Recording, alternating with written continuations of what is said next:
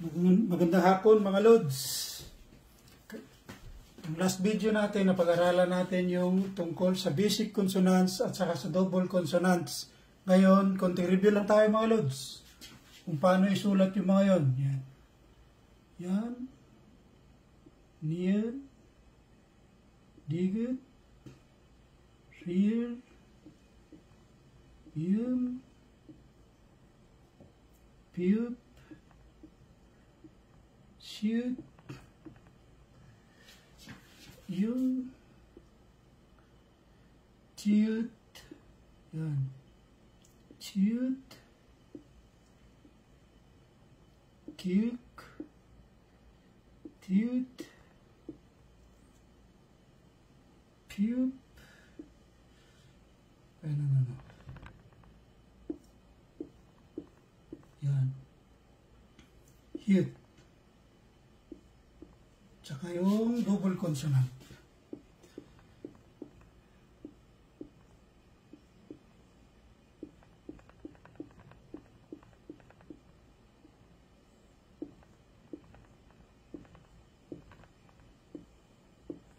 Yan.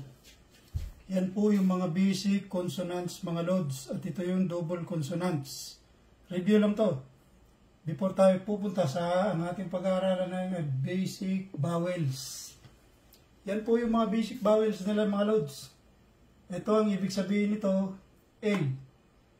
Ang basa nito, yo. U. Ya. O. U. I. O.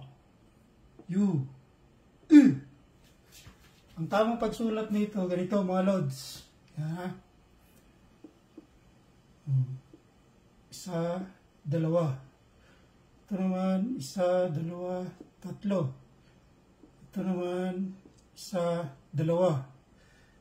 Ito naman, isa, dalawa, tatlo. Yan. Ito naman, isa, dalawa. Ito, isa, dalawa, tatlo. Ito naman, pag ganyan na siya. Ito naman, isa, dalawa. Ito naman, isa, dalawa, tatlo. Ito, pag ganyan lang siya. Straight line. Okay? Yan po mga Lods. Ngayon, itong mga basic consonants natin at saka double consonant, kung paparisa natin siya ng ya, ang magiging forma niyan ganyan.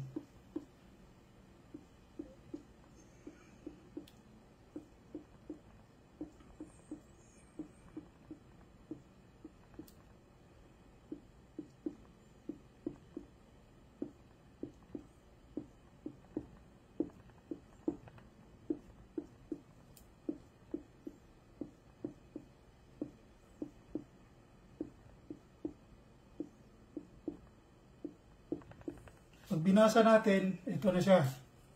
Kya, nya, kya, ria, mya, pya, sya, ya, cha, tia, kya, tia, pya, hya, sya, tia, pya, kya, tia.